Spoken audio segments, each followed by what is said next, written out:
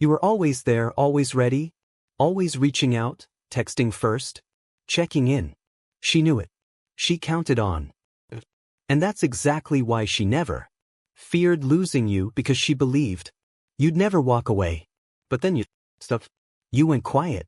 You didn't. And suddenly she was watching your stories, liking old posts appearing out of nowhere.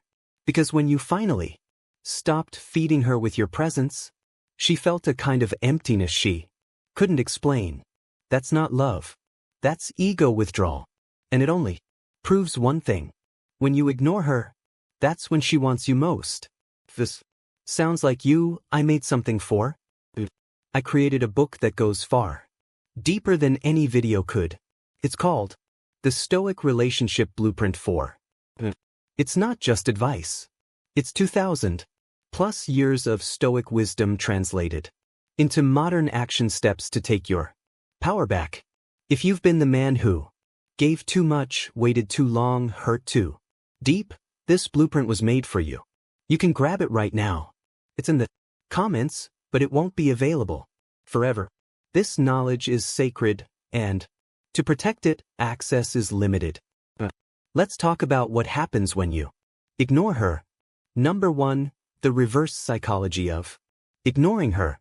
The truth no one wants to admit is that the moment you start pulling away, not to play a game, but because your soul is tired of giving, explaining, waiting, and hurting, feels it like a slap across her self-importance. And it's not love she suddenly discovers in your absence. Panic. It's loss of control. It's the unsettling realization that you no longer orbit her emotional gravity. What once made her feel powerful is now silent. And silence to someone who relied on being chased is unbearable. So she scrambles, not because she's had an epiphany about your worth, but because your distance removes the mirror that made her feel desirable without effort. And now she starts to message you, watch your stories, bump into you on purpose, send empty emojis or late-night hey texts. But it's not out of romance. Reverse psychology playing out on a primal level where your absence creates scarcity. And in scarcity, her mind triggers the fear of being unwanted. So she comes back not to love you, but to repair the reflection of herself that your presence once gave her. And if you don't understand this, you'll fall for it again. You'll think she misses you. You'll go back. You'll chase. And once she has that feeling of control again, she'll go cold, distant, dismissive, because what she really missed wasn't. It was the version of herself that only existed when you were still, emotionally available and painfully loyal. And until you understand this, you will keep mistaking re-entry for rekindling, when in fact, all she's doing is confirming she still holds emotional power over you. And this cycle continues until you wake up and realize the reverse psychology only works when you're willing to walk away, not as a tactic but as a truth, because nothing screams high value louder than indifference born from clarity, from growth, from dignity. And when you finally stop playing tug-of-war with someone who's pulling for ego, not intimacy, you'll realize just how deep the game goes and how liberating it feels when you refuse to play it anymore. Number 2, emotional detachment equals power. Emotional detachment doesn't mean you're numb or heartless.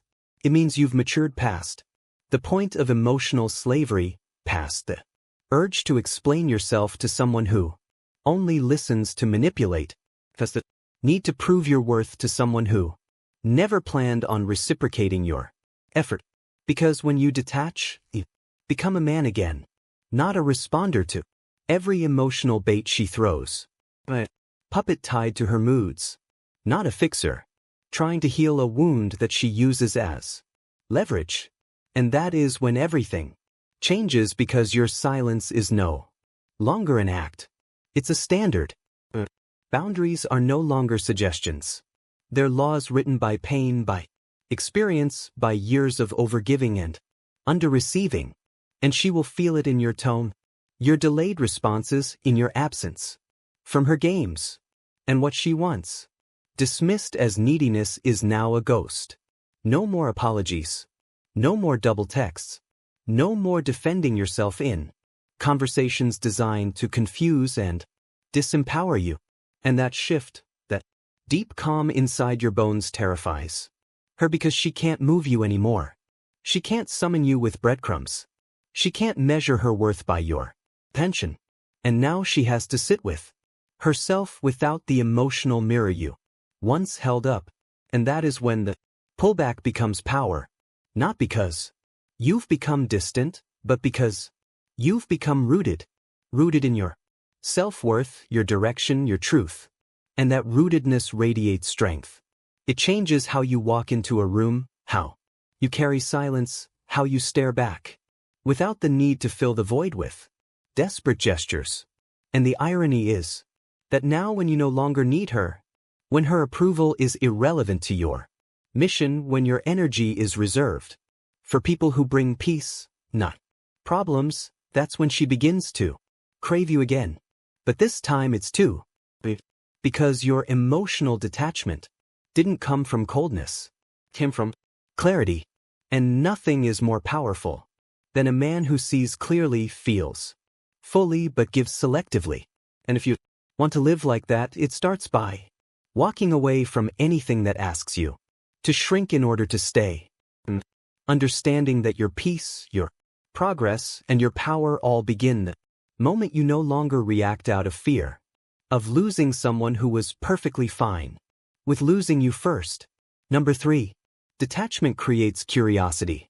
When you detach with intention, not to manipulate, not to trigger jealousy, but because you finally understand that your worth is not determined by someone else's attention span, you create a psychological shift that speaks louder than any confrontation ever could, because people are not wired to obsess over what's always available. They're wired to investigate what suddenly changes, what slips away quietly, becomes unavailable without explanation. And in relationships, especially when you've been the giver, the fixer, the one holding everything together while she weighed her options. The moment you stop showing up with that same pattern of self-sacrifice, the moment your energy becomes focused on your development, your boundaries, your structure, she feels the loss not of you, but of the pattern she was feeding.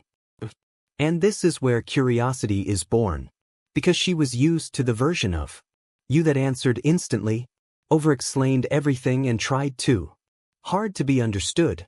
And now you're not reacting, you're not explaining, you're just working out more, dressing better, showing up online with more discipline, speaking with less need for validation. And while you're doing it for yourself, her brain begins to spiral. Why is he so calm? Why doesn't he reach out? Has he moved on? And this curiosity isn't about you specifically. It's about the disruption of her control narrative. And the best part, you're not acting, you're evolving. And that difference is everything. Because fake detachment always leaks through cracks. But real detachment shows up as peace, as clarity, as focus. And it's felt through your posture, your voice, your pace of life.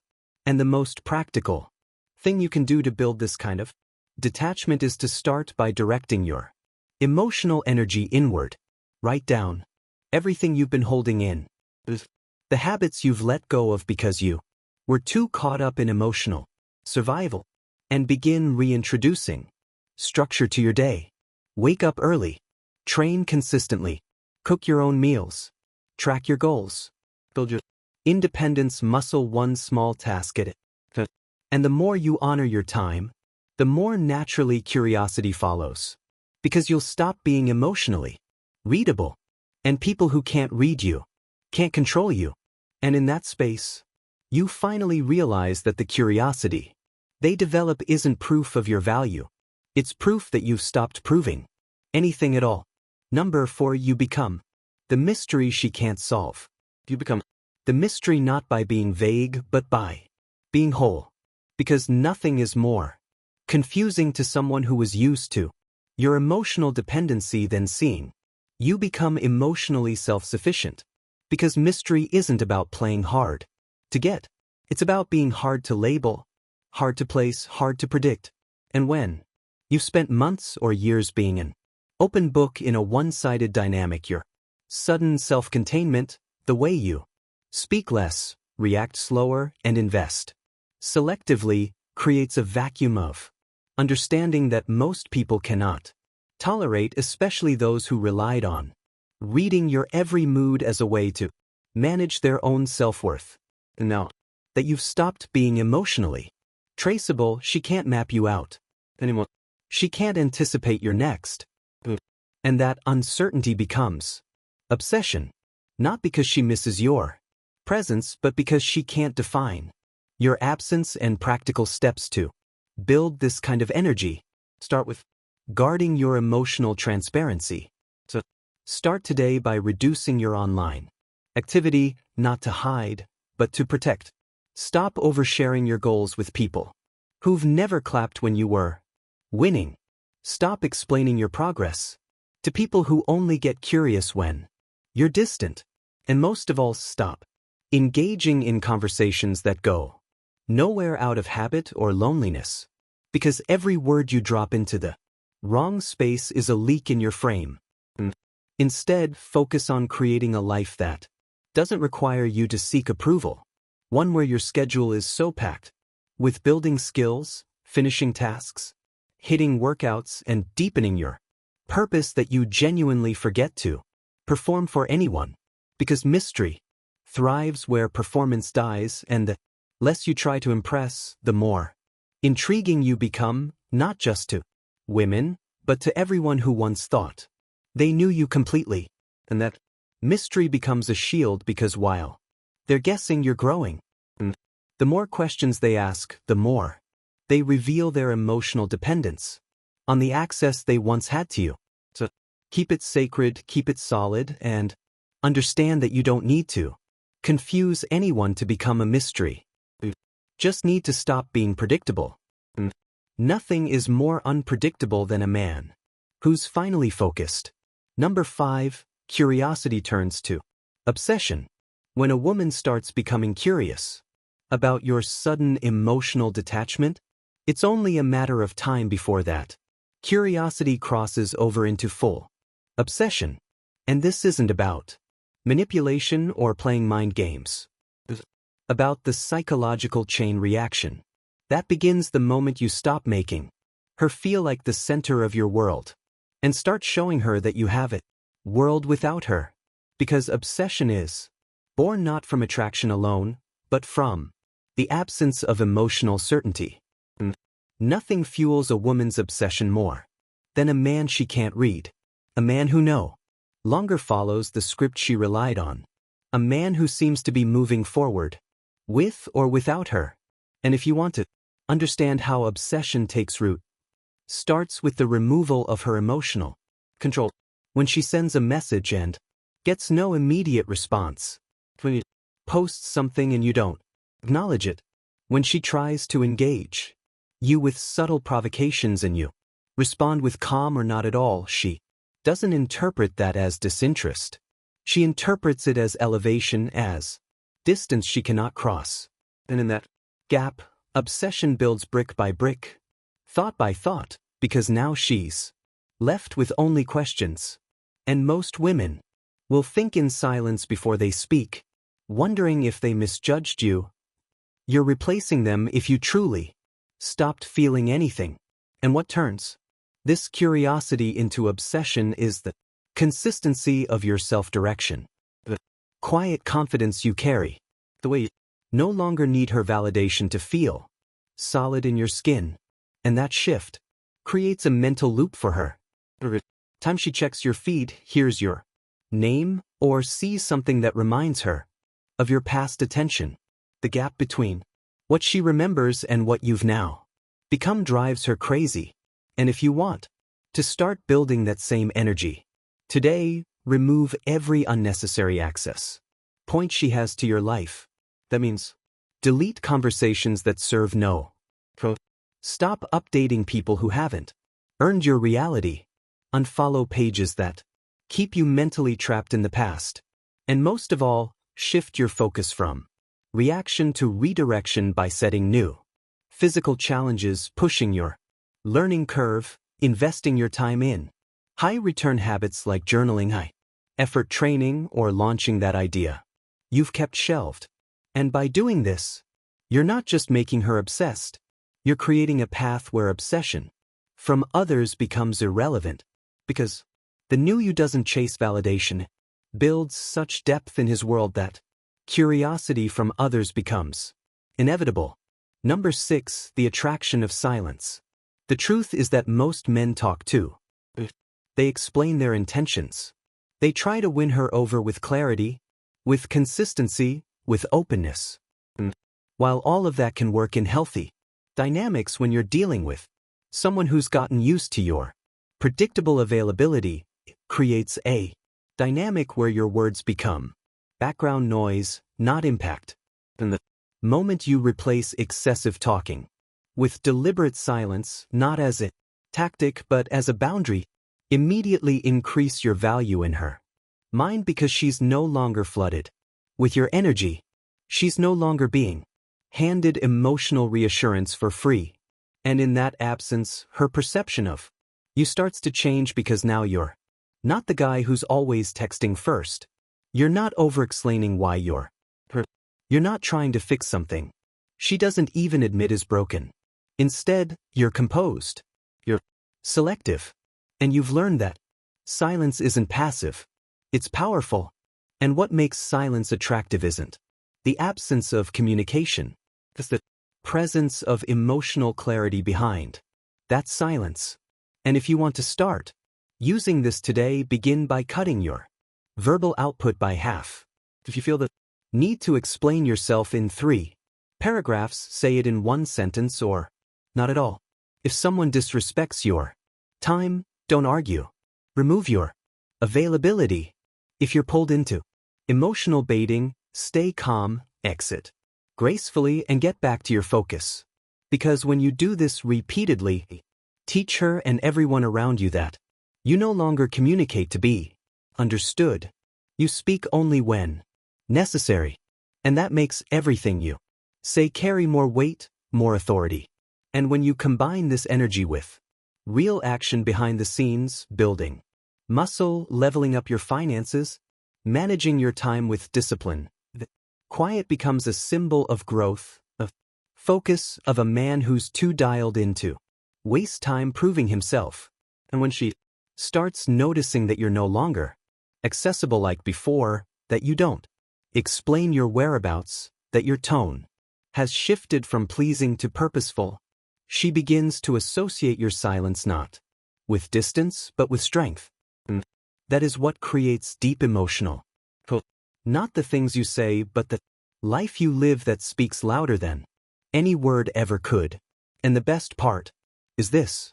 Once you embrace this way of living, you no longer use silence to attract anyone. You use it to protect your focus. And in doing so, you become so centered that the right people will naturally be drawn to you. Not because you reached for them, but because your silence revealed you've become the kind of man who no longer has to. Number 7, reclaiming power through discipline. You don't reclaim power by waiting for her to appreciate what she once overlooked. You reclaim power the day you stop negotiating with yourself, the day you stop saying tomorrow to things you know need to be done today, the day you decide that your life is no longer a reaction to other people's approval but a reflection of your standards, your work, your structure. Because discipline isn't about restriction. It's about liberation. About taking full ownership of how you move, how you think, how you show up when nobody's watching. And when you start stacking small wins consistently, without needing applause, you begin to rebuild the broken foundation that allowed you to tolerate inconsistency, disrespect, and emotional crumbs for so. And the most direct way to start today is simple. Write down the 3 areas where you're most inconsistent. Maybe it's your fitness, your finances, or your emotional regulation. And assign one non-negotiable action to each of them every single day, no matter how. Well, because true discipline isn't about grand gestures. It's about showing up repeatedly even when it's boring, even when nobody sees it, even when it feels like nothing is changing. Because every rep, every healthy meal, every minute spent building instead of scrolling compounds into a version of you who no longer has to chase anyone. And while you're doing this, cut the soft talk, cut the endless complaining, cut the victim narrative that someone else broke you. And understand this: the longer you avoid structure, the longer you remain stuck in cycles of chasing people who don't value you. And the truth is, once you start living with discipline, everything else becomes clear. Who drains you? Who inspires? Who matches your effort? And who's only around when they benefit? And when you live like this, something changes in your energy, in your eyes, in the way you say no without explaining, in the way you walk into rooms. Because now, you're not seeking balance. You're building it. And people who used to pull you off center will feel it immediately. And whether they stay or go won't matter. Because your new level of discipline becomes the filter for who deserves to be in your world. And if you want to build that level of control, start now. Wake up 30 minutes earlier. Commit to 20 push-ups a day. Cook your own meals for 1 week straight. Write down your budget. Read 5 pages of a book every morning before your phone touches your phone. And if you do this for just 30 days, you'll no longer be the man who asks, "How do I make her want me again?" You'll be the man who's too focused to care. Because your power will no longer be an idea. It will be a habit. Number 8. You become the prize. You become the prize not when she says you are, not when she comes running back, not when she admits she messed up. You become the prize the moment you stop outsourcing your identity to how others treat you and start building a life that is rooted in such depth, purpose, and peace that any woman, any person, any external source of validation becomes optional, not essential. Because being the prize isn't about arrogance or trying to be desired. It's about creating such a clear sense of direction, a relentless commitment to your own goals that you no longer bend, shrink, or edit yourself to fit into anyone else's script. And the most practical way to step into this mindset today is to ruthlessly audit every single area of your life where you're still tolerating mediocrity. Ask yourself, am I in shape? Do I respect my time? Am I living like someone I admire? And if the answer is no, don't wait for motivation. Don't wait for clarity. Just start. Start by mastering your appearance. Not for vanity, but for discipline. Pick clothes that fit well. Keep your space clean.